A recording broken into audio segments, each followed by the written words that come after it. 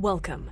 You're listening to the Malcontent News Russia-Ukraine War podcast, the show that cuts through the fog of war and updates you about the ongoing conflict in Ukraine. With your host, Linnea Hubbard. Don't forget to like, comment, and subscribe on Apple Podcasts, Spotify, and Google Podcasts. I'm Linnea Hubbard, and today is Tuesday, March 28th, 2023. It's been 3,317 days since Russia occupied Crimea on February 27th, 2014, and 398 days since the large-scale invasion of Ukraine began. Today's podcast looks at what happened yesterday in the Russia-Ukraine war. The Malcontent News Russia-Ukraine War Report is compiled by our team from around the world. Today's report includes information from direct contacts in Ukraine and their proxies, Russian Ministry of Defense reports, the General Staff of the Armed Forces of Ukraine reports, operational commands north, south, and east of Ukraine, open source intelligence, our in-house team of analysts and geolocation experts, and pro-Ukrainian and pro-Russian mill bloggers and social media accounts with a track record of trying to be accurate. We have one mission: to report the truth, because the truth matters.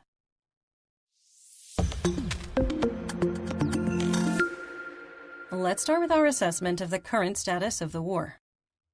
First, we assess the Russian winter offensive has culminated. Second, we assess that the Russian Federation armed forces are combat ineffective and, beyond Bakhmut, are only capable of point and localized attacks. Third, we assess that the Ukrainian defense of Bakhmut remains in a critical state and is fluid, with defensive lines protecting the ground line of communication, called a GLOC, that's a supply line, stabilized. Fourth, we maintain that short of using chemical, biological, radiological, or nuclear, those are CBRN, weapons, the Russian military will continue doing everything possible to capture Bakhmut, regardless of the cost. Fifth, we maintain that Russian forces are experiencing a theater-wide shortage of non-precision artillery munitions. Sixth, we maintain that there is a risk of a nuclear accident due to the de-energization of Ukraine's electrical grid as long as the Russian Ministry of Defense, or MOD, continues to target Ukraine's power industry. Seventh, we maintain that the Russian MOD has degraded the political and military strength and influence of private military company, or PMC Wagner Group, and its leader, Yevgeny Prigozhin. Eighth, we maintain the Kremlin is actively attempting to topple the legitimate government of Moldova. And finally, we maintain the Kremlin is also actively interfering with the Georgian government's attempt to join the European Union.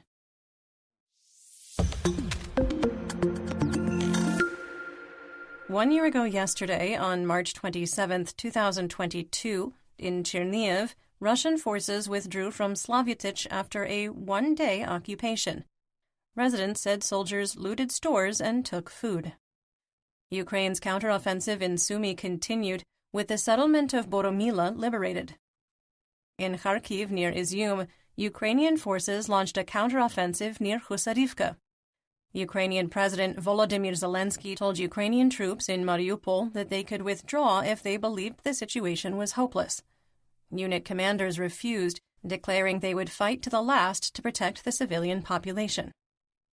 Russian leaders falsely claimed the capture of Rubizhne and Popasna. Again.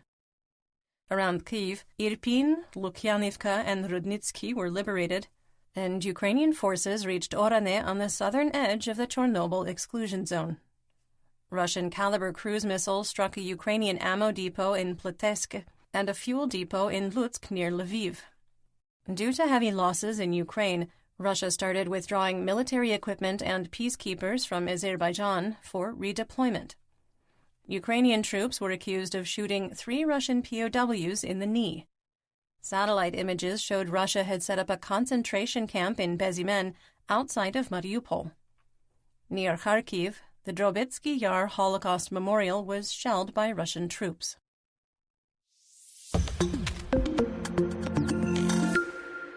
Let's get some regional updates, starting with Kharkiv. In the Dvorichna operational area, positional fighting in the area of Sinkivka continued, with no change to the line of conflict. Moving right along to the Donbass region in Luhansk. In the Kremina operational area, Russian mercenary mill blogger Wargonzo reported fighting near Makiivka and Nevsky and reported both attacks were unsuccessful. Otherwise, there was only positional fighting and DRG activity from Ploshanka to the Serebryansky woods. The Lysychansk operational area was the most active area in Luhansk, with unsuccessful Russian point attacks northeast and east of Bilohorivka, the one in Luhansk.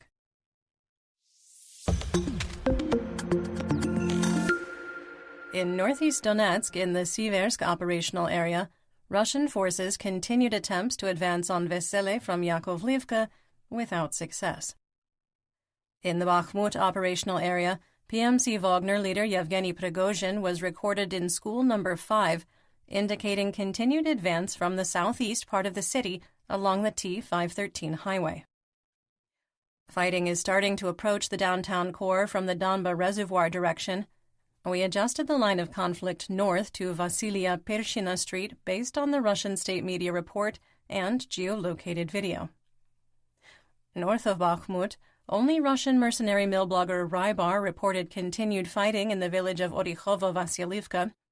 No other source made the same claim, including the Russian MOD, Wagner social media channels, or Wagner Group-aligned journalists. North of Botanivka and Hromova, fighting continued, with Russian attacks failing to advance toward the T-506 highway G-lock. In Bakhmut, fighting continued, as previously noted, in the southeast, to the north and the southwest. PMC Wagner continues to lead the fighting in the city. There were no changes to the north, with Russian attacks stalling out. Ukrainian forces hold a strong line of defense to the southwest along Korsunskoho Street. Rybar walked back previous claims about fighting at the Avangard Stadium. Based on the report, we adjusted the gray area slightly, moving the stadium back to Ukrainian control. Near Korsunskoho Street, Wagner mercenaries occupied a building the Ukrainian 93rd Motor Infantry Brigade had set demolition charges in. After a drone observed the Wagner unit occupying the building, Ukrainian forces blew it up. There is video of the explosion, and as with most of the photos and videos we reference on the podcast, we do link to it in our full situation report on Patreon. It has now been 10 days since PMC Wagner released a map update for Bakhmut. Russian troops continued their attempts to advance on Ivanivske and reach where the MiG-17 statue was located without success. Both Slovyansk and Druzhivka were hit by 2 Russian S-300 anti-aircraft missiles used for a ground attack. In Slovyansk, Russian mill bloggers claimed that a Ukrainian military recruiting office was targeted. 2 people were killed and 32 wounded in the attack. The missile strike destroyed administrative offices and damaged 5 apartment towers and 7 private homes. In Druzhivka, an orphanage was destroyed. However, the residents had been evacuated in April 2022, leaving the facility unused.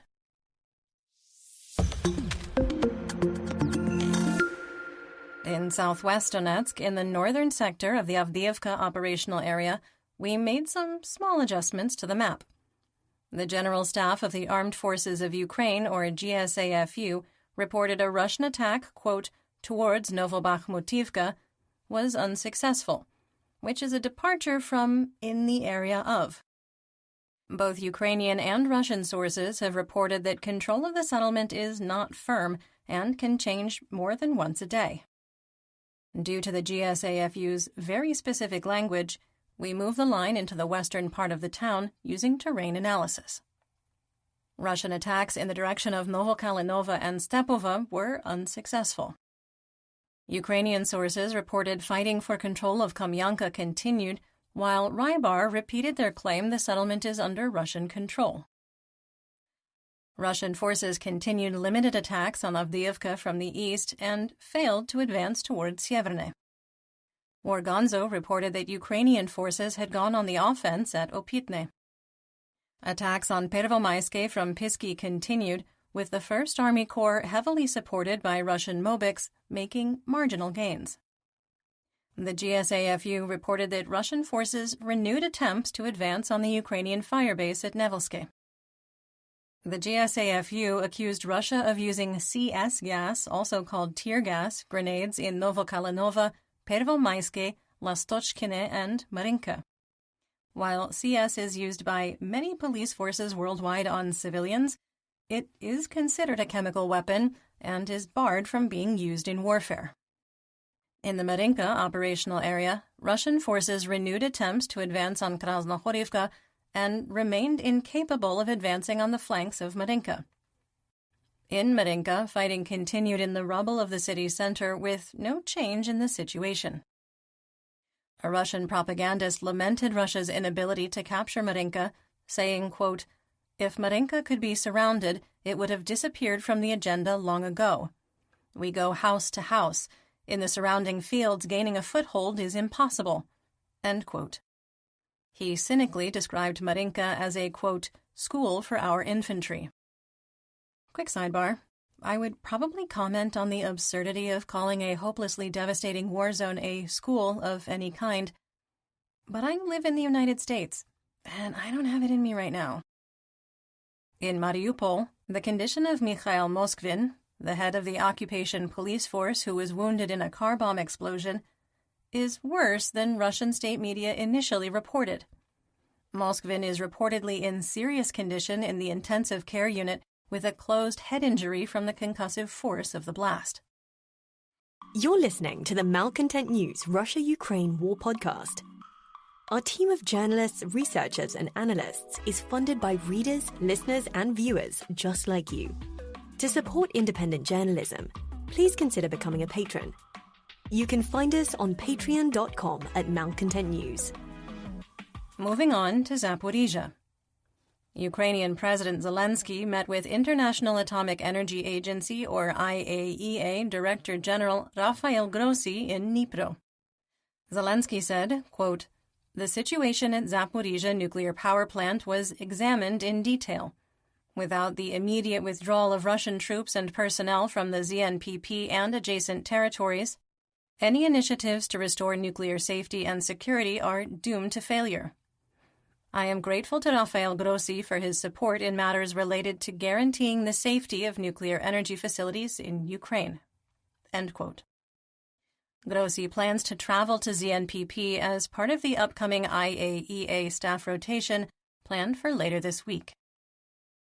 In the Black Sea, Crimea, Mykolaiv, and Odessa region, Operational Command South, or OKS, reported there were 7 vessels of the Black Sea Fleet on patrol, including 1 Kilo-class submarine capable of launching up to 4 Caliber cruise missiles. Weather in the Black Sea and occupied Crimea is expected to worsen, with storm warnings issued for heavy rain and winds up to 25 meters per second, that's 90 kilometers per hour, or 56 miles per hour, for March 28th through 30th. Heavy mountain snow on the southern tip of Crimea is expected on March 30th, with rain continuing on the coastal plain. Weather is already impacting the Kerch Strait ferry operations, with 77 trucks in the queue to cross. According to local officials, 5 ZSTS infantry mobility vehicles, or IMVs, with Chechen Akhmat collided on the Crimean bridge due to, quote, excessive speed and not maintaining a safe distance while in convoy. There were no reports of injuries, but 4 of the 5 vehicles suffered significant damage and 1 is likely totaled. The accident resulted in the lanes heading toward Crimea from Russia being closed for hours. In western and central Ukraine, in Kherson, Russian and Ukrainian forces continued to fire on each other's positions across the Dnipro River. Russian forces completed 60 fire missions, firing 316 artillery rounds, mortars, rockets, and indirect tank fire, attacking the city of Kherson 8 times and wounding 5. Berislav was shelled throughout the day, wounding 2. Russian artillery units on the east bank of the Dnipro are systematically destroying the city. Unrelated to a larger drone attack during the evening yesterday in the Nikopol Rayon, Malcontent was hit by a kamikaze drone that struck a school. A 51-year-old man required hospitalization, and area houses were damaged by the concussive force of the blast. In the evening, an Iranian-sourced Shahed-136 kamikaze drone struck an unspecified business in Dnipro, causing a fire. There were no injuries, and air defenses shot down 2 other drones. In north and northeast Ukraine, in Kyiv, air defenses intercepted 12 Iranian-sourced Shahed-136 kamikaze drones. Air defense missile or drone debris landed in the Kyiv suburb of Kostyubinsk and the Sviatoshinsky district.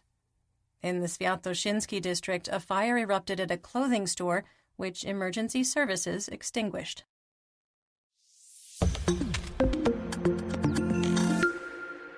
Let's talk about developments theater-wide and outside Ukraine. European Commission spokesperson for Foreign Affairs and Security Policy, Peter Stano, said that if the Russian Federation follows through with its plan to forward deploy nuclear weapons in Belarus, quote, there will be consequences, end quote. Stano could not elaborate on what sanctions would be implemented, adding, quote, we are ready for all scenarios and reviewing our readiness as events unfold. First, it is essential to reject these statements and hear what the Belarusian side, the Lukashenko regime, which is already complicit in this barbaric illegal aggression, will say. But the fact is that this would be an escalation creating a threat to the security of Europe, end quote. In Belarus, it took less than 24 hours for the propagandists working for the Dark Potato Prince and self-declared President Alexander Lukashenko to threaten Poland and Lithuania with nuclear annihilation.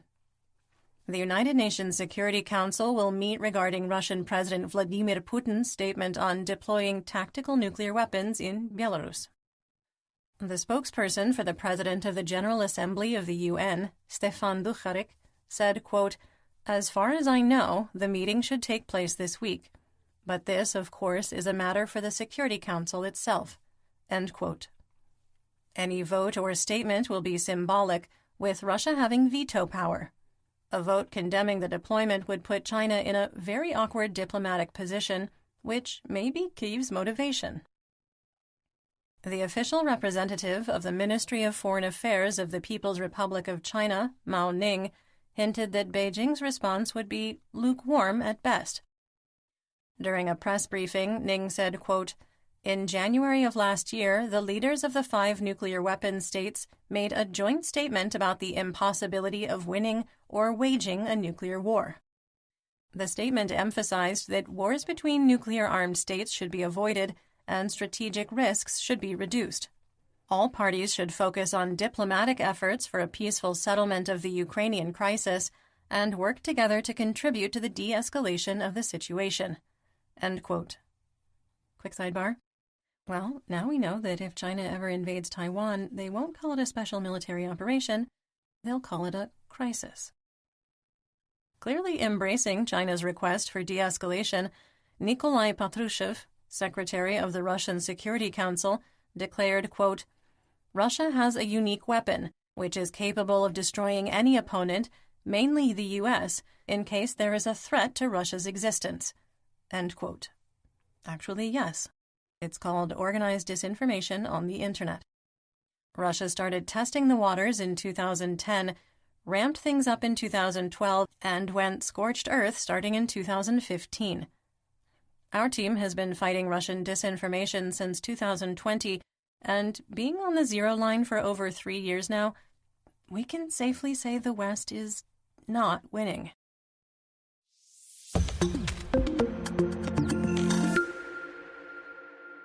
Speaking of not winning, let's talk about the Russian military and mobilization. Lieutenant General Andriy Kuzmenko has been named the new Russian Federation Eastern Military District commander, replacing Colonel General Rustam Muradov, who the Kremlin dismissed.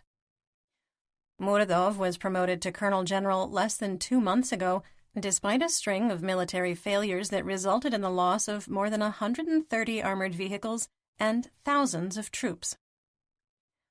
Russian President Vladimir Putin signed a decree that in occupied Luhansk, Donetsk, Zaporizhia, and Kherson, the age limit for volunteering, conscription, or mobilization into the Territorial Guard has been lifted through January 1, 2026.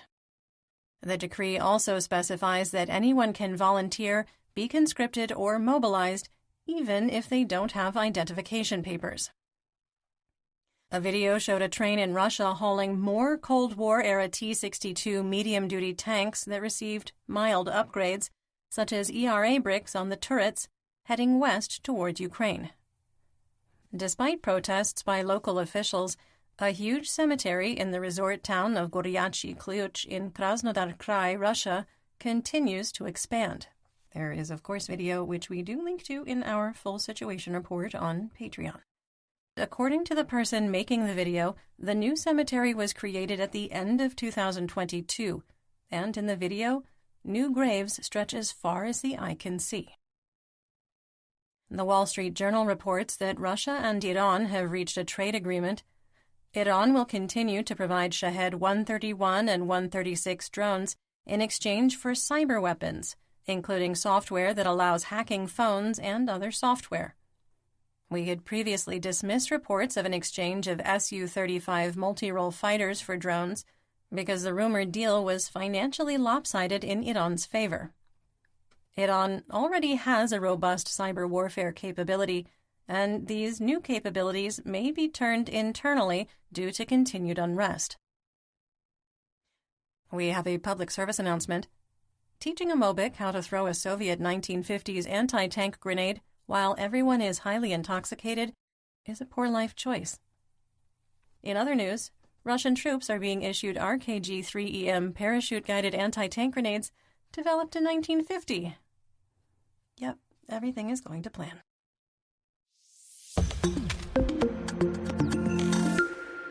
In geopolitical news, the Parliament of Hungary ratified Finland's accession to the North Atlantic Treaty Organization, or NATO. Speaking recently with Finnish President Sauli Niinistö, Turkish President Recep Erdogan said Finland had taken, quote, concrete steps to address concerns about groups that Turkey considers terrorist organizations. Also, the Turkish president once again noted that Sweden has not yet made, quote, positive decisions.